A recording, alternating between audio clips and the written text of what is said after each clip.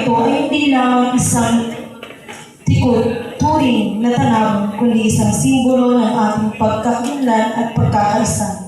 Ang makakatutubong tao ay may malipad na mga paa at pusong bukas na magtataglay ng mga tradisyon at kultura na nagbibigay sigla sa mundo. Sila ang mga tagapagpangalaga ng kalikasan na may pagmamahal at respeto sa lupa.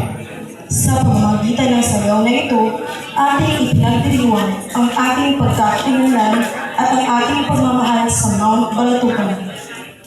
Ating ipinapakita ang ating respeto sa mga ninuno at sa ating pangako na nangangalaga sa bundok at sa kalikasan.